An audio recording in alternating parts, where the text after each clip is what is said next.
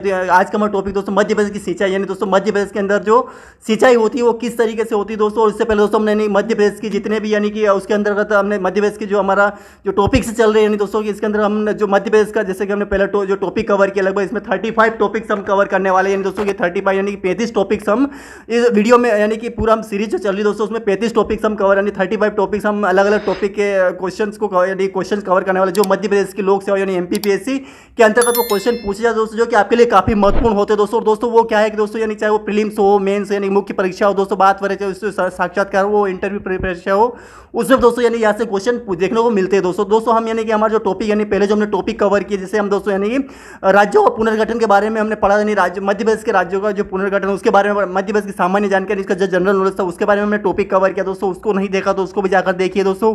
आगे बात कर दोस्तों हम हमारा जो टॉपिक था दोस्तों वो हमारा दोस्तों टॉपिक था दूसरा टॉपिक राज्यों का पुनर्गठन, जो हमने राज्यों के जो पुनर्गठन किस तरीके से हुआ था उसके बारे में हमने टॉपिक कंप्लीट किया था दोस्तों। उसके बाद हमने दोस्तों बात कर दोस्तों कि संभाग और उसकी जो पॉपुलेशन जनसंख्या के बारे में हमने जो टॉपिक था वो भी हमने कंप्लीट कर लिया था दोस्तों। और दोस्तों बात कर दोस्तों यानी कि हमारा एक टॉपिक ये भी था जनसंख्या। उसके बाद हमने राज्यों का जितने भी हमारे मध्य प्रदेश के राज्य के अंदर जो जिले आते हैं, जिले संभाग और संभाग के अंदर लगभग हमारे जो 11 संभाग और इसके अंदर जो 51 जिले आते हैं, अब तो लगभग 53 जिले हो गए, लेकिन दोस्तों हमारे जो 51 जिलों के बारे में जो जानकारी दे रखी होती थी वो सबने हमने सारी कंप्लीट कर ली थी दोस्तों उन वीडियो में दोस्तों, जो कि काफ़ी आपके लिए जो महत्वपूर्ण था दोस्तों। तो उसमें हमने सारा रीड किया था, समझा था दोस्तों।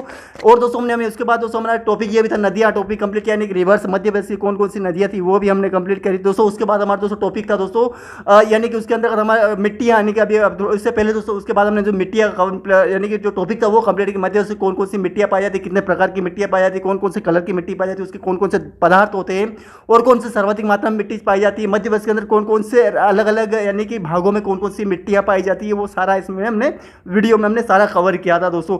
आज का हमारा टॉपिक दोस्तों सिंचाई। दोस्तों मैं आपको बताऊं दोस्तों अभी राज्य में यानी मध्य प्रदेश की जो मध्य एमपीपीएससी यानी मध्य लोक सेवा आयोग ने दोस्तों राज्य सिविल सेवा जो सर्विस परीक्षा है दोस्तों, राज्य प्रशासनिक परीक्षा के लिए जो नोटिफिकेशन निकाला था दोस्तों, उसके अंदर दोस्तों हमने यानी दोस्तों जो इसकी परीक्षा है दोस्तों इसकी जो इसकी एग्जाम है दोस्तों वो आपको भी पता होगा दोस्तों 17/12/2023 से परीक्षा स्टार्ट हो जाएगी, यानी 17 दिसंबर 2022 से परीक्षा स्टार्ट हो जाएगी, यानी परीक्षा का आयोजन किया जाएगा, जिसका यानी कि प्रीलिम्स परीक्षा जिसे हम प्रारंभिक परीक्षा बोलते हैं दोस्तों, वो परीक्षा अब से वो लगभग 2 महीने बाद वो परीक्षा आयोजित की जाएगी दोस्तों उसमें यानी कि टॉपिक्स क्वेश्चन से पूछे जाएंगे, सिंचाई से क्वेश्चन पूछे जा सकते हैं, यानी दोस्तों प्रीलिम्स में कहीं से भी क्वेश्चन आ सकते हैं। अब जैसे मान लीजिए टॉपिक्स में क्वेश्चन है कि राज्य में सबसे पहले शताब्दी में चंदेल किसके लिए खजुराहो में तालाब का निर्माण कराया था, तो किसने कराया था, तो वो चंदेल वंश ने कराया था। तो दोस्तों इस तरीके से कौन कब किया था 1923 में, कहाँ कौन से जिले में, तो बालाघाट में।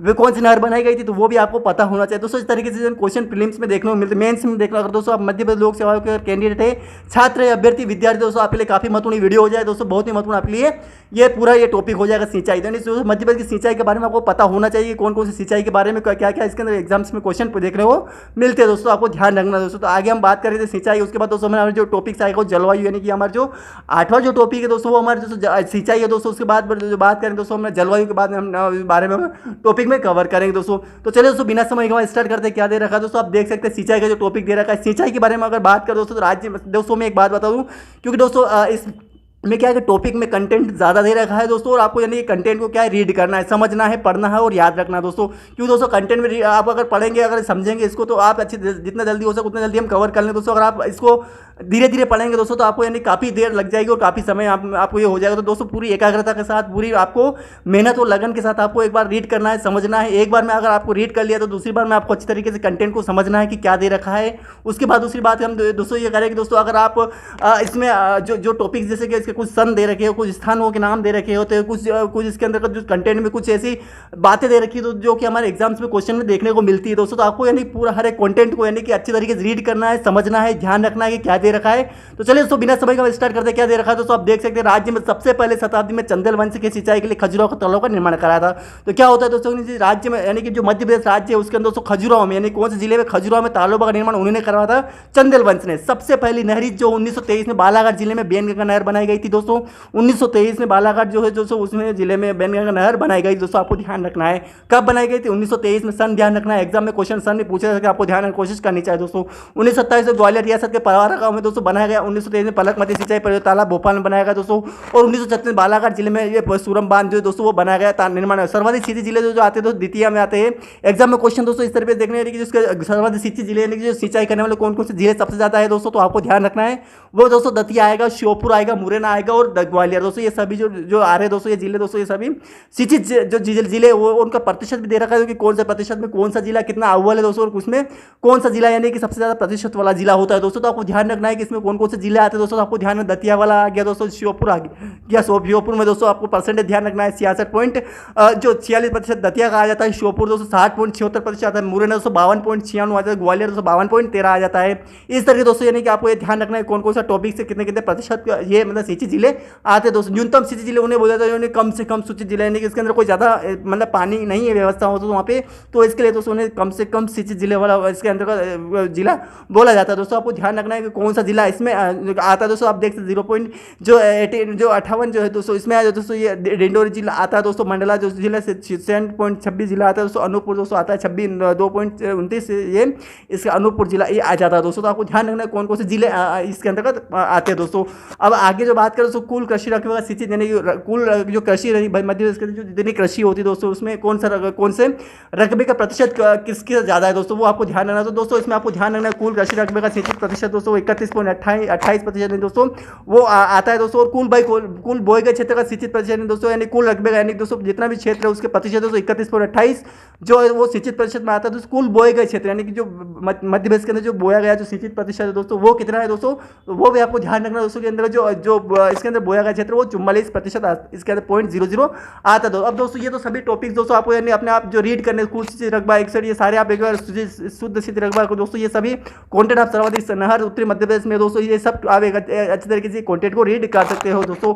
सर्वाधिक कुआं सिंचित यानी कुआं से कौन कौन सा यानी मध्य प्रदेश दक्षिण मध्य प्रदेश में कौन कौन से कुएं से ज़्यादा यानी कि इसके कुएं से कौन से ज़्यादा मतलब भाग में एक सिंचित किया जाता है दोस्तों। सर्वाधिक सिंचित वाला प्रदेश जिला दतिया है दोस्तों, यानी सर्वाधिक सिंचित यानी दोस्तों जिसे हम ज़्यादा हम पानी वाला जो जिला है वो उसे हम बता सकते हैं दतिया, वो ऊपर 66.46% इसका आता है दोस्तों। आगे बात सर्वाधिक तालाब सिंचित यानी तालाबों से कौन से ज़्यादा सिंचित है दोस्तों, तो पूर्वी मध्य प्रदेश जिसमें हम दोस्तों पूर्व की बात करें जिससे ये हमारा जो पूर्व का जो क्षेत्र आता है दोस्तों उसके अंदर वो तालाबों का निर्माण वाला क्षेत्र आ जाता है दोस्तों। आगे बात करें दोस्तों सर्वाधिक सिंचित क्षेत्र यानी दोस्तों वो क्षेत्र जिसके अंदर सर्वाधिक मतलब पानी ऐसे सिंचाई की जाती है उसे सर्वाधिक सिंचित क्षेत्र नाम से बोला जाता है दोस्तों। आपको ध्यान रखना एग्जाम्स में क्वेश्चन इस तरीके से पूछा जाता है दोस्तों कि आपको यानी कौन सा सिंचित सिंचाई क्षेत्र आता है दोस्तों, तो उसमें आपको ध्यान रखना दोस्तों सिंचित क्षेत्र जो है दोस्तों वो आपको यानी कि वो सर्वाधिक सिंचित क्षेत्र में कौन सा क्षेत्र आता है तो वो आपको यानी जिला भी ध्यान रखना दोस्तों, और आपको यानी कि उसका यानी कि कौन सा भाग है वो भी आपको ध्यान रखना। चंबल घाटी उत्तर मध्य प्रदेश ग्वालियर मुरैना दतिया टीकमगढ़ बुंदेलखंड क्षेत्र में दतिया टीकमगढ़ ये तभी दोस्तों सभी जैसे के सर्वाधिक सिंचित क्षेत्र में दोस्तों चंबल घाटी उत्तर मध्य प्रदेश क्षेत्र में दोस्तों ग्वालियर और मुरैना दतिया। अब एग्जाम्स में क्वेश्चन किस तरीके से पूछा जा सकता है दोस्तों, आपको ध्यान रखना है दोस्तों।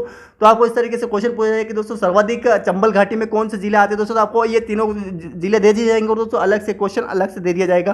तो आपको इसमें से ये समझना है दोस्तों कौन से जिले आते हैं दोस्तों, तो ग्वालियर मुरैना ये दतिया दोस्तों सभी जिले दोस्तों ये आपको यानी कि एग्जाम में क्वेश्चन देखने को मिल सकता है दोस्तों। बुंदेल क्षेत्र में दोस्तों टीकमगढ़ जिला आ रहा है दोस्तों, टीकमगढ़ जिला इसका ऐसा ही हो जाएगा दोस्तों। बुंदेलखंड क्षेत्र में नर्मदा घाटी क्षेत्र में होशंगाबाद जिले नर्मदा घाटी जो क्षेत्र दोस्तों उसमें कौन सा जिला हो जाएगा दोस्तों, आपको ध्यान रखना है दोस्तों।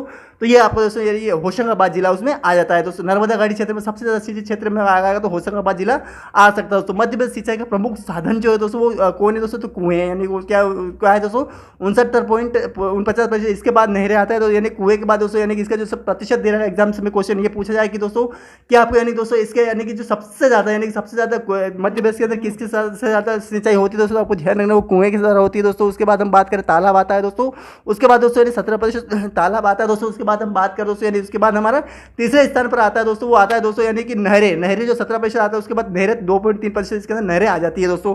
अब दोस्तों सबसे अधिक वर्षा पंचमढ़ी यानी 212 सेंटीमीटर होशंगाबाद में होती है तथा सबसे कम गोहद यानी भिंड में होती है। प्रतिशत आपको ध्यान रखना दोस्तों कितने प्रतिशत की होती है ये भी आपको ध्यान रखना दोस्तों। अरब जो एग्जाम्स में क्वेश्चन पूछा जाए कि सबसे अधिक वर्षा किस जिले में होती है दोस्तों, पंचमढ़ी जिले में होती है, और उसका प्रतिशत कितना है कितने सेंटीमीटर होती है वो भी ध्यान रखना है।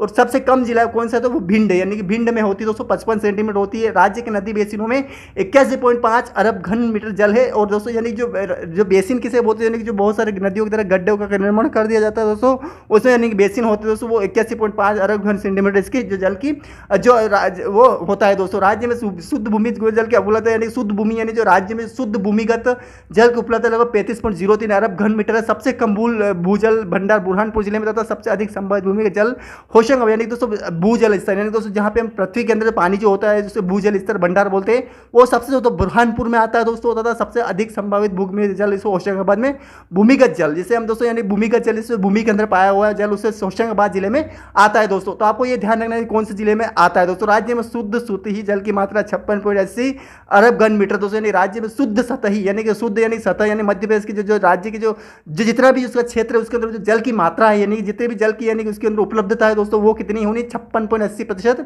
अरब घन मीटर में है दोस्तों। आपको ध्यान रखना दोस्तों। अब दोस्तों ये तो टॉपिक हमारा आगे हम बात कर राज्य ये सभी टॉपिक आपको अच्छी तरीके से कंटेंट को रीड करना है समझना है दोस्तों। आपको ध्यान रखना राज्य के प्रतिवर्ष उपलब्ध सभी प्रकार के जल की मात्रा 81.80 अरब घन मीटर दोस्तों। कितना है दोस्तों 81.91.80 घन मीटर इसके अंतर्गत आती है दोस्तों। अरब में ध्यान रखना है ये जल की जो सभी प्रकार की जितने चाहे वो कुएं हो नहरें हो वो चाहे वो तालाब हो नहरें हो कुछ भी हो सकता है दोस्तों लगभग 91.80 अरब घन मीटर में ये मतलब आती दोस्तों। आपको ध्यान रखना है। आगे बात करें दोस्तों यानी कि राज्य में कुल सिंचित भूमि यानी दोस्तों कुल सिंचित भूमि 6,714 हेक्टेयर ये 2008 और 2009 की गणना के यानी कि उसके गणना के आधार पर ये डेटा बताया गया यानी कि 2008 और 2009 में अगर एग्जाम से में क्वेश्चन पूछा कि 2008 और 2009 में क्योंकि दोस्तों कंटेंट मध्य वर्ग लोग चाहे कहीं से भी कोई सा भी क्वेश्चन कंटेंट कहीं से भी पूछ सकता है दोस्तों। वो कभी कोई से भी सन का वो चाहे 1951 का पूछ ले चाहे 1950 का कहीं से भी क्वेश्चन पूछ सकता है दोस्तों। आपको ध्यान रखना है दोस्तों। तो हर एक जो हमारे कंटेंट जो हमारे बुक्स में दे रखा है उसको पूरा रीड करने की समझने की और ध्यान रखने की कोशिश करनी चाहिए जिससे दोस्तों एग्जाम्स में क्वेश्चन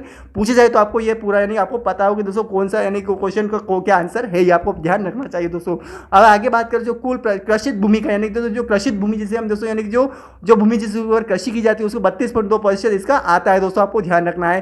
तो राज्य में कुल सिंचित भूमि जो है दोस्तों 6,714 हेक्टेयर यानी 2008 और 2009 की गणना और जो कुल कृषि भूमि का जो 32.3% इसका आता है किसके अंदर दोस्तों जो सिंचित क्षेत्र आता है वो 32.3% में दे रखा है और वो हेक्टेयर में दे रखा है। तो हेक्टेयर और प्रतिशत में एग्जाम में क्वेश्चन में कौन कितना हेक्टेयर आता है तो आपको ये ध्यान रखना है कि ये कितना हेक्टेयर 6,714 हेक्टेयर आता है दोस्तों। और दूसरी बात हम ये करें कि अगर आप इसमें कौन सा यानी कि इसमें कृषि भूमि का प्रतिशत कितना है दोस्तों तो वो आपको ध्यान रखना है दोस्तों। वो कितना प्रतिशत आता है दोस्तों आपको ध्यान रखना है दोस्तों। वो आता है यानी कि 32.3% इसके अंदर आपको एग्जाम में क्वेश्चन यहाँ से देखने को मिल सकता है। आपको ध्यान रखने की कोशिश करनी चाहिए दोस्तों। अब अर्जित सिंचाई क्षमता सबसे कम बुरहानपुर जिले में यानी कि वहाँ पे सिंचाई की क्षमता बहुत कम है दोस्तों। वहाँ पे हर प्रकार कुएं तालाब नहरें वहाँ पे बिल्कुल नहीं है दोस्तों। तो वो बुरहानपुर जिला आ जाएगा। अर्जित सिंचाई क्षमता वाला सर्वाधिक होशंगाबाद जिले में, सर्वाधिक सिंचित क्षेत्र में होशंगाबाद जिले में 8.27% सबसे कम डिंडोर जिले में 0.58% भी ध्यान रखना है। पश्चिमी मध्य प्रदेश में सिंचाई का प्रमुख साधन कुएं हैं दोस्तों। आपको ध्यान राज्य में शुद्ध बोए गए क्षेत्र 45.7% दोस्तों 2012-13 की जो भाग पर सिंचाई होती है दोस्तों। ये आपको ध्यान रखना। आपको बहुत इंपॉर्टेंट ऐसे क्वेश्चन देखने को मिलते हैं दोस्तों। आपको ध्यान रखने की कोशिश करनी चाहिए। आगे बात करें दोस्तों इसके अंदर दोस्तों आपको यानी जो विद्युत पंप सेट का सर्वाधिक पंप जो प्रयोग मालवा एवं निमाड़ के मैदानी क्षेत्र में होता है दोस्तों। विद्युत पंप जो विद्युत से चलने वाले जो पंप सेट है दोस्तों वो उसका जो सर्वाधिक प्रयोग जो उसका जो ज़्यादा प्रयोग होता है दोस्तों वो कहाँ पर होता है तो मालवा है निमाड़ में यानी मालवा का जो भाग है उसमें होता है और निमाड़ यानी पश्चिमी निमाड़ हम जिसे बोलते हैं दोस्तों उसमें ये ज़्यादातर होता है दोस्तों। आप ध्यान बहुत इंपॉर्टेंट बनता है तो आप ध्यान में कोशिश करनी चाहिए दोस्तों। भूमि के जल के विकास न्यूनतम से मंडला में 5% दोस्तों, अधिकतम रतलाम 117% इसके अंदर आता है दोस्तों। आपको राज्य में अत्यधिक भूमिगत जल इंदौर उज्जैन मंदसौर शाजापुर रतलाम जिले दोस्तों अत्यधिक इसके अंदर भूमिगत जल है भूमि के अंदर इसमें जल पाया जाता है दोस्तों। इसमें इन 5 जिलों को दोस्तों काला जिला बोला है क्योंकि इसके अंदर जल की मात्रा का बहुत ज़्यादा होती है इसके अंदर दोस्तों, इसलिए उसे काला जिला बोला जाता है दोस्तों। अब आगे बात करें दोस्तों इसके अंदर अगर आप बात करें इसके अंदर यानी कि अगर हम देखेंगे नहीं दोस्तों जो इसका ये जो जिले हैं दोस्तों यानी जितने भी इसके जिले दे रखे हैं आपको ध्यान रखना कौन कौन से जिले आते हैं दोस्तों। इंदौर हुआ उज्जैन हुआ मंदसौर हुआ शाजापुर हुआ रतलाम जिले सभी दोस्तों जिले इसके अंतर्गत आते हैं दोस्तों। आपको ध्यान रखने की कोशिश करनी चाहिए दोस्तों। डीजल पंप द्वारा दोस्तों डीजल पंपों का प्रयोग मुख्य रूप से चंबल तथा बुंदेलखंड क्षेत्र में होता है यानी दोस्तों जो डीजल पंप यानी जो डीजल से चलने वाले जो पंप सेट है जो जिसके अंदर पानी का निकास होता है पानी जो जल यानी कि उसको चाहे कुएं हो तालाब हो नहरों में से जो निकाला जाता है उसके लिए जो डीजल पंप का प्रयोग किया जाता है वो रूप से चंबल बुंदेलखंड क्षेत्र में चंबल जो नदी चंबल के जो क्षेत्र में आता है उसके ज़्यादा और बुंदेलखंड क्षेत्र में होता है उसका ये ज़्यादातर होता है दोस्तों। आपको ध्यान रखना राज्य में सर्वाधिक क्षेत्रफल नहरी सिंचाई तथा परियोजना के द्वारा होती है यानी कि राज्य में सर्वाधिक क्षेत्रफल पर नहरी सिंचाई यानी कि नहर की जो क्षेत्र जो नहर की सिंचाई द्वारा ये परियोजना ज़्यादा होती है दोस्तों। यानी एग्जाम्स में क्वेश्चन पूछे कि सबसे ज़्यादा किस चीज़ की सिंचाई की होती है दोस्तों वो नहरी सिंचाई के द्वारा होती है। अन्य जैसे मधेश्वर में सिंचाई सागर दमोह जो नहर सर्वाधिक सिंचाई जो सागर हुआ दमोह हुआ पन्ना कटनी उमरिया वो शहडोल जिले में ये अधिकतम किया जाता है दोस्तों। तालाब द्वारा राज्य में सर्वाधिक सिंचाई बालाघाट जिले में की जाती है, यानी तालाबों द्वारा, यानी कि तालाब जो है दोस्तों उस राज्य में सर्वाधिक सिंचाई जो बालाघाट जिला है दोस्तों तालाबों से ज़्यादा कनेक्टेड है दोस्तों, तो वहाँ पे ये की जाती है दोस्तों। नलकूपों द्वारा सिंचाई का संकेंद्रण मुख्य रूप से मालवा क्षेत्र, यानी कि नल से, यानी कि नलकूप यानी जिसे वो बोलते हैं जो नल से, यानी दोस्तों नलों से ज़्यादा उसकी सिंचाई की जाती है, कृषि उससे नल से की जाती है, जैसे हम दोस्तों यानी कि नलों द्वारा उसे उसका यानी कि सिंचाई की जाती है, इसलिए दोस्तों नल से मुख्य केंद्र से मालवा का हो जाता है दोस्तों। कुआं द्वारा सिंचाई पर पश्चिम मध्य प्रदेश में अधिक हो दोस्तों, सभी अभी ध्यान रखना है कि तालाब से कौन से क्षेत्र में हो रही, नदी में नर्मदा नलकूपों से कौन सी, नहरें से कौन सी हो रही है, और यहाँ तक कुओं की द्वारा किसके कौन से क्षेत्र में आता है, सभी जिलों के भाग का भी ध्यान रखना है और जिलों का भी नाम ध्यान रखना है दोस्तों। राज्यों में सर्वाधिक सिंचित फसल गेहूं की है, गेहूं की 78.7% भाग पर सिंचाई की जाती है। अब एग्जाम्स में क्वेश्चन है कि गेहूं की जो सबसे सिंचित फसल कौन सी, तो राज्य में सबसे गेहूं है दोस्तों। गेहूं मध्य प्रदेश के अंदर ज़्यादा बोया जाता है, और दोस्तों यार और सोयाबीन भी अधिकतर, और सोयाबीन की बात करें तो यहाँ पे उज्जैन में ज़्यादा, यानी कि जो उज्जैन में दोस्तों सोयाबीन संयंत्र का कारखाना भी दोस्तों, और इंदौर में भी है दोस्तों, लेकिन यहाँ पे सोयाबीन मध्य प्रदेश के अंदर सोयाबीन का क्षेत्र भी ज़्यादा है दोस्तों। सोया जैसे मध्य प्रदेश को सोया स्टेट भी बोला जाता है, इसी तरीके से दोस्तों गेहूं का जो है दोस्तों वो इसका जो क्षेत्र है दोस्तों वो गेहूं ज़्यादा बोया जाता है, परिचय वाला सिंचाई की जाती है। पवन चक्की में सर्वाधिक सिंचाई इंदौर, यानी जो पवन चक्की अगर मान लिया जाए कि विद्युत ऊर्जा पैदा की जाए दोस्तों, तो वो कहाँ पर, तो इंदौर में, इंदौर जिले में ज़्यादातर पवन चक्कियाँ देखने को मिलती है दोस्तों। आपको ध्यान रखने की कोशिश करें, बहुत इंपॉर्टेंट एग्जाम्स में क्वेश्चन पूछ रहे हैं कि दोस्तों कि कौन से जिले में पवन चक्कियाँ हैं मध्य प्रदेश में, तो इंदौर में सबसे ज़्यादा मध्य प्रदेश में पवन सिंचाई ज़्यादा है दोस्तों। चंबल नदी, बालाघाट, बुंदेलखंड सिंचाई प्रमुख साधन नहरें दोस्तों। एग्जाम में क्वेश्चन पूछा, आपको ध्यान रखना, माता टीला बांध परियोजना, राजपुर, ये सारे लक्ष्मीबाई परियोजना सभी वहीं पर स्थित दोस्तों। नर्मदा नियंत्रण प्राधिकरण का गठन दोस्तों 1980 में एग्जाम में बहुत इंपॉर्टेंट टॉपिक बनता है दोस्तों। नर्मदा नियंत्रण प्राधिकरण का गठन 1980 में किया गया था, ये आपको ध्यान रखना है दोस्तों। एग्जाम में क्वेश्चन कैसे भी घुमा फिरा क्वेश्चन पूछा सकता है दोस्तों, आपको ध्यान रखना, क्योंकि दोस्तों सबसे मेन बात मैं आपको बता दूं दोस्तों कि एग्जाम तो काफ़ी मतलब लगभग 100 क्वेश्चन आते हैं। कितने क्वेश्चन आते हैं? 100 क्वेश्चन आते हैं। अब 100 क्वेश्चन तो आते हैं, लेकिन वो क्वेश्चन कहाँ से आ जाते हैं वो आपको ये ध्यान रखना है कि मध्य प्रदेश के, चाहे वो इतिहास हो यानी कि हिस्ट्री हो दोस्तों, बात करें दोस्तों यानी कि हमारा भौगोलिक, यानी कि वो चाहे वो हमारा ज्योग्राफिकल हो दोस्तों, हमारा बात करें वो राजनीतिक चाहे पॉलिटिकल हो दोस्तों, वो चाहे दोस्तों बात करें हमारा संविधान है, जिसे हम दोस्तों यानी कि हमारे संविधान से भी क्वेश्चन आ जाते हैं दोस्तों, वहाँ से भी क्वेश्चन बनते हैं दोस्तों। वो चाहे दोस्तों हमारी यानी कि हमारे आर्थिक यानी कि इकोनॉमी के आधार पर हो, वो विविध प्रकार से यानी कि कई प्रकार से क्वेश्चन देखने को मिल सकते हैं दोस्तों। वो चाहे मध्य प्रदेश के हो दोस्तों, वो भारत की बात करें दोस्तों, भारत के अंदर वो बहुत सारी ऐसे, भारत का भी इसके अंदर जो टॉपिक्स बताए इससे अंदर से क्वेश्चन बन जाते हैं दोस्तों। यहाँ तक कि दोस्तों हमारे करंट अफेयर जिससे हम दोस्तों सामसाई घटनाएं होती है, वहां से भी क्वेश्चन देखने को मिलते हैं दोस्तों एग्जाम्स में दोस्तों। तो आपको ये ध्यान रखना दोस्तों, यानी दोस्तों हमारे जो मध्य प्रदेश के अलावा दोस्तों हमारे जो भारत का कंटेंट वो भी ध्यान रखना है। यहाँ तक कि दोस्तों देश विदेश से भी क्वेश्चन देखने को मिलते हैं दोस्तों, देश विदेश की भी आपको यानी कि कुछ यानी कि मध्य प्रदेश लोकसभा कोई छोटी मोटी एग्जाम्स नहीं होती दोस्तों, आप भी जानते हो दोस्तों, परीक्षा की तैयारी करते दोस्तों। ये तो एक जो सिंचाई हम टॉपिक कवर है, नहीं समझ लिया कि आप एक परीक्षा यानी कि एक परीक्षा के अंदर एक छोटे से क्वेश्चन का एक आंसर लिखने के लिए आपको ये पूरा टॉपिक पढ़ना है। कुल मिला के बात ये है दोस्तों कि यानी आपको अगर पूरा अगर कंटेंट को रीड करना, यानी कि आप इसके अंदर मतलब 35 टॉपिक हम कवर करने वाले हैं दोस्तों, तो वो 35 टॉपिक नहीं है दोस्तों, वो 35 क्वेश्चन आप ये ऐसा ना समझे कि मध्य प्रदेश के बाद 35 टॉपिक कंप्लीट कर लिए तो हमारा पीएससी कंप्लीट हो जाएगी।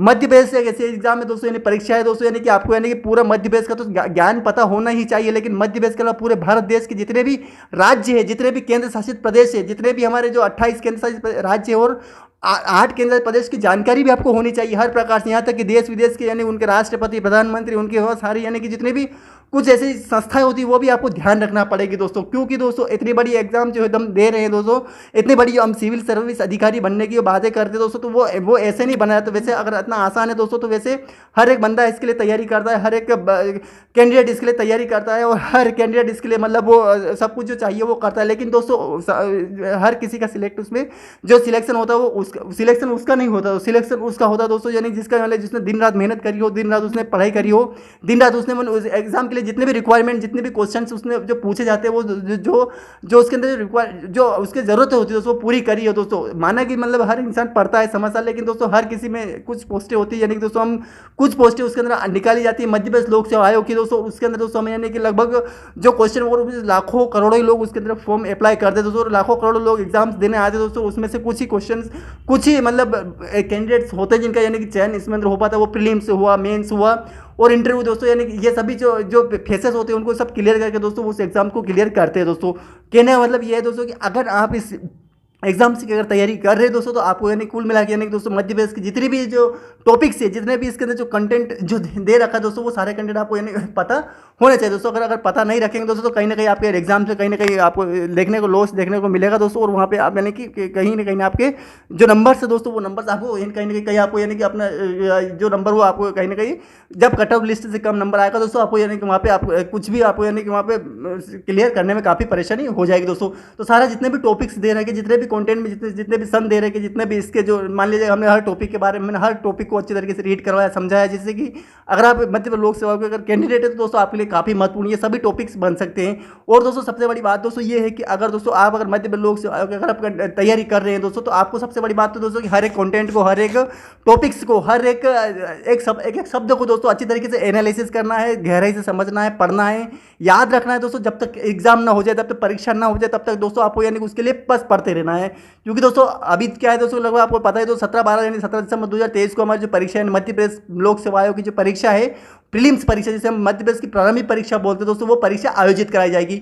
तो उसमें दोस्तों 100 क्वेश्चन आएंगे, लेकिन 100 क्वेश्चन के लिए दोस्तों आपको यानी कि 100 दिन भी आपको कम पड़ जाएंगे मेहनत करने के लिए। 100 क्वेश्चन वो ऐसे नहीं आएंगे, वो कहाँ से भी क्वेश्चन आ जाए, वो आपको बोल के नहीं आएगा कि मैं यहाँ से क्वेश्चन आ रहा हूँ कि मैं यहाँ पे ऐसे आऊँगा तो बस ये पढ़ लीजिए। नहीं, आपको तो हर एक क्वेश्चन को समझना पड़ेगा, आपको यानी कि हर एक क्वेश्चन को अच्छी तरीके रीड करना पड़ेगा दोस्तों, समझना पड़ेगा, तभी आप इस एग्जाम को क्लियर कर सकते हैं। नहीं तो वरना वैसे तो दोस्तों पता तो सबको होता है, लेकिन दोस्तों सारी जानकारी पता करना एक बहुत बड़ी बात है। आपको यानी कि मध्य प्रदेश का तो पढ़ना ही पढ़ना है, भारत देश का भी पढ़ना ही पढ़ना है, और भी देश विदेश की घटनाएं आपको पढ़ना ही पढ़ना है, करंट अफेयर्स तो दोस्तों आपको पढ़ना ही पढ़ना है। यानी कुल मिला के दोस्तों आपको यानी कि कुल मिला के दोस्तों यानी कि आपको हर एक सब्जेक्ट के हर एक टॉपिक को अच्छी तरीके से रीड करना है, समझना है, पढ़ना है, तभी दोस्तों एक बड़ा अधिकारी बन पाते हैं। नहीं तो वरना हर कोई, वैसे तो हर कोई सोच लेता है, ऐसा नहीं होता है दोस्तों। तो आपको हर एक टॉपिक को रीड करना है, समझना है, पढ़ना है दोस्तों। और मेरी तरफ से दोस्तों इतना ही है दोस्तों, क्योंकि दोस्तों आपको हर एक वीडियो में दोस्तों मैं हर एक बात बताऊँ दोस्तों, ये आपको यानी कि मोटिवेशन रहे, किस आपको यानी कि हर प्रकार से मोटिवेशन अंदर से जाके कि कितना पढ़ना पड़ता है। क्योंकि एक क्वेश्चंस को याद रखने के लिए आपको यानी कि आपको एक क्वेश्चन यूं नहीं होता है, एक क्वेश्चन आपके लिए काफ़ी महत्वपूर्ण होता है कि क्वेश्चन वहाँ पे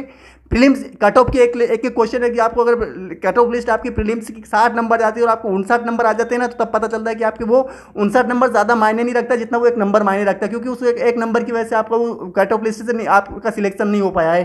क्यों नहीं हो पाया? क्योंकि दोस्तों आपने एक नंबर की कमी रख दी। क्योंकि एक नंबर को कमाने के लिए आपको यानी कि वो कहते हैं दोस्तों कि अगर आपको बहुत बड़ी तिजोरी भरना है दोस्तों, तो आपको यानी कि 1-1 रुपये को इकट्ठा करना पड़ेगा। अगर 1-1 रुपये इकट्ठा नहीं होगा तो वो खाली हो जाएगा दोस्तों। ठीक उस तरीके से दोस्तों आपको हर एक क्वेश्चन को अच्छी तरीके से रीड करना है, समझना है, पढ़ना है, ध्यान रखना है, जिससे कि दोस्तों अगर आपको एग्जाम से अगर तैयारी करो दोस्तों, वो नहीं हो वो बात अलग है, वो आपका सिलेक्शन नहीं हो पाता है, नहीं हो पाए वो ठीक वो अलग बात हो जाती है। लेकिन दोस्तों इसमें क्या होता है दोस्तों, इसमें मेहनत तो कंपलसरी करना ही करना है। कोई सी भी एग्जाम हो दोस्तों, मेहनत तो उसमें मांगती है। आप ऐसा नहीं बस किस्मत से बन जाते हैं। इसमें एग्जाम्स में 2 चीज़ मायने रखती है, एक तो मेहनत होती है दोस्तों और किस्मत होती है दोस्तों। मेहनत ऐसा है कि दोस्तों यानी आपको मेहनत तो करना ही करना है, आपको यानी इससे कोई छोड़ नहीं सकता। किस्मत तय करती है कि आपको कितना देना है, कब देना है, कहाँ देना है, वो आपको तय करना है। यानी हर काम में ऐसा ही दोस्तों, मेहनत तो आपको हर काम में करना पड़ेगी। तय तो किस्मत करेगी, कब देगा वो आपको पता नहीं है, लेकिन मेहनत करोगे तो शायद ज़रूरी है कि वो मतलब जितना जल्दी हो सके उतना जल्दी अपने को मिल जाएगा। कुल मिला के दोस्तों ये बात है कि अगर आप मेहनत अगर कर रहे हैं तो जाहिर सी बात है दोस्तों वो आपको यानी कि परिणाम बिल्कुल सही मिलेगा और मिल जाएगा। कुल मिला के दोस्तों ये है कि आपको यानी कि मतलब मेहनत तो करना ही करना है। तो हर एक चीज़ को रीड करें, समझे, ध्यान रखें, पढ़े कि क्या क्या दे रखा है, क्या क्या इसके अंदर क्वेश्चंस होते। तो वैसे तो दोस्तों आपने बहुत सारी क्वेश्चंस वैसे मोटिवेशन के रूप में तो आप बहुत सारी अपने आप के हिसाब से पढ़ते होंगे, समझते होंगे, लेकिन दोस्तों मतलब अपने हिसाब से तो ठीक लगे दोस्तों। आपको यानी अपने मतलब जो पढ़ रहे हैं उसको भी आपको और कोई दूसरा बताता है दोस्तों, हमें और मोटिवेशन अंदर से जाग जाता है कि उसके अंदर क्या क्या उसके उधर क्या क्या रिक्वायरमेंट होती है जो हमारे एग्जाम्स के लिए चाहिए होती है दोस्तों। तो वो भी आपको ध्यान रखना है दोस्तों। तो आगे बढ़े दोस्तों, अब ये तो बहुत सारी बड़ी बातें हो गई, क्योंकि दोस्तों वीडियो बड़ा हो जाता है, इसलिए मैं ज़्यादा बोलता नहीं उसके, क्योंकि दोस्तों वीडियो बड़ा बन जाता है दोस्तों। तो जो कंटेंट होता है, क्योंकि हमें ज़्यादा कंटेंट की जरूरत पड़ती है, तो कंटेंट ज़्यादा हो जाता है, इसलिए ज़्यादा मैं करता नहीं हूँ। लेकिन दोस्तों आपको यानी कि फिर भी ये बातें बताना बहुत ज़रूरी हो जाता है, क्योंकि दोस्तों इतनी बड़ी एग्जाम्स अगर दे रहे हैं ना दोस्तों, तो इतनी बड़ी एग्जाम्स के लिए केवल एक दिन ही नहीं बल्कि लगभग काफ़ी दिनों की मेहनत होती है, काफ़ी सालों की मेहनत होती है, काफ़ी समय की वो एक मेहनत होती है, तब जाके एक अधिकारी बनता है। और वो छोटा मोटा अधिकारी नहीं होता है दोस्तों। वो आपको यानी कि आपको भी पता होगा, आपको ध्यान रखना है, एक एक चीज़ को गहराई से समझना है और बहुत ही गहराई से पढ़ना है। क्योंकि दोस्तों इसमें मायने ये रखता है दोस्तों कि आपका एक क्वेश्चन लाखों की कीमत रखता है दोस्तों। कुल मिला के बात ये है दोस्तों, तो आपको ध्यान रखना है, एक एक चीज़ को रीड करें, समझे क्या क्या दे रखा है। तो आगे बढ़ते क्या दे रखा है दोस्तों, आपको हर एक चीज़ को रीड करना है, समझना है क्या क्या दे रखा है, बहुत ही महत्वपूर्ण, ये सभी टॉपिक्स काफ़ी महत्वपूर्ण हो दोस्तों। तो आगे बढ़ते हैं, इसमें क्या दे रखा है दोस्तों, तो सभी चीज़ें ध्यान रखने की कोशिश करिएगा दोस्तों। आगे बात करते हैं जो विवाद समाधान के लिए कमेटियाँ कौन कौन सी बनाई गई दोस्तों। खौसला कमेटी 1964, नर्मदा जल विवाद 1969, सर्वोदय सोच समिति 2056 के सरकार द्वारा बंटा गठित, सगलू समिति विस्थापन की समझ दोस्तों। ये सभी जो टॉपिक्स दोस्तों आपको लिए काफी महत्वपूर्ण दोस्तों, सभी टॉपिक ऐसे रीड करिएगा दोस्तों। अब दोस्तों मध्य प्रदेश को परियोजना दोस्तों आपको कंटेंट के माध्यम से समझ लेना है दोस्तों। चंबल नदी उसके ऊपर चंबल, श्योपुर, भिंड, मुरैना, ग्वालियर, मंदसौर 2.5 लाख हेक्टेयर भूमि दोस्तों। अन्य वर्णन यमुना की सहायक नदी चंबल नदी बहती है मध्य प्रदेश में, राजस्थान की संयुक्त परियोजना, यह देश की दूसरी बड़ी नदी परियोजना है दोस्तों। नर्मदा घाटी परियोजना, नर्मदा व सहकारी नर्मदा उद्गम समर्पित संपूर्ण जिले गुजरात, महाराष्ट्र, राजस्थान। इस परियोजना में लक्ष्य 2600 मेगावाट विद्युत, 27 लाख हेक्टेयर, ये सभी इसमें वर्गीय परियोजना रानी अवंतीबाई सागर, नर्मदा, जबलपुर, सिवनी 1.50 लाख हेक्टेयर, ये 60 मीटर ऊंचा बांध दोस्तों इसी पर बनाया दोस्तों। आपको ध्यान रखना कोशिश, वर्गीय परियोजना दोस्तों कौन कौन से परियोजना है दोस्तों, यानी एग्जाम से क्वेश्चन पूछे कि कौन सी परियोजना क्या है दोस्तों। और दूसरी बात यह कर दोस्तों कि कौन सी नदी पर बनाई गई है, यह भी ध्यान रखना है दोस्तों। बात कर दोस्तों यानी लाभान्वित जिले कौन कौन से, वो भी ध्यान रखना दोस्तों। 2.5 और 5 लाख दोस्तों, ये भी आपको ध्यान रखना कितने हेक्टेयर दोस्तों। ये सभी कंटेंट आपको यानी सामने रीड करेगा दोस्तों। आप मैं स्क्रॉल कर रहा हूँ, आप अपने हिसाब से इस वीडियो को स्टॉप करके दोस्तों आप पूरा ये पूरा पढ़ सकते दोस्तों। आगे बात कर दोस्तों यानी कि हर एक टॉपिक को आप रीड करिएगा, समझिएगा दोस्तों। और ये सारे जो कंटेंट के जितने भी टॉपिक्स दे रखे आप एक बार अच्छी तरीके से रीड कर लीजिएगा, समझ लीजिएगा क्या क्या इसका दे रखा है दोस्तों। और दोस्तों ये प्रमुख नहर व क्षेत्र कौन कौन से दोस्तों, ये सारे यानी प्रमुख नहरें कौन कौन सी क्रमांक से दे रखी, नहरें व क्षेत्र दे सकते हैं। बेन नहर कौन सी, बेनगंगा कौन सी नदी पर बनाएंगे, तो बेनगंगा नदी। लाभान्वित क्षेत्र कौन कौन से जिले आते हैं दोस्तों, बालाघाट, महाराष्ट्र, भंडारा जिला, ये सभी जिले इसके अंदर आते हैं दोस्तों। चंबल नदी दूसरा नंबर, चंबल नदी, चंबल, भिंड, मुरैना, श्योपुर, ग्वालियर, मंदसौर, नीमच आदि दोस्तों सभी जिले इसके अंतर्गत आते हैं। तीसरा हलाली नहर दोस्तों, बेतवा, विदिशा, रायसेन दोस्तों, ये सभी जिले इसके अंतर्गत आते हैं दोस्तों। चौथा है बारना परियोजना दोस्तों, ये भी कहाँ पर दोस्तों, नहर बारना में, होशंगाबाद, रायसेन और सीहोर दोस्तों। कुल मिला के बात ये है कि आपको दोस्तों यानी कि हर एक कंटेंट को ये समझ लेना है, ये आपके कंटेंट सामने रखा हो दोस्तों। हमारा अगला जो टॉपिक रहता है दोस्तों जलवायु रहेगा दोस्तों। तो जलवायु दोस्तों बारे में हम कल कंप्लीट करेंगे दोस्तों। लेकिन फिर मैं आपको बताऊं दोस्तों कि आज इसको एक काम करते हैं, अभी आज के लिए दोस्तों इतना ही दोस्तों। तो कल हम दोस्तों जलवायु भी कंप्लीट कर लेंगे दोस्तों। तो दोस्तों इस वीडियो में दोस्तों इतना ही दोस्तों। वीडियो दोस्तों पसंद आए लाइक कमेंट शेयर जरूर कर देना दोस्तों। चैनल पर नए दोस्तों सब्सक्राइब जरूर कर देना दोस्तों, जो कि आपको दोस्तों और मध्य प्रदेश की जो भी जो टॉपिक हो वो आपको आने वाले टॉपिक आपको पता चल जाए दोस्तों। आपको ध्यान रखना दोस्तों। तो धन्यवाद दोस्तों।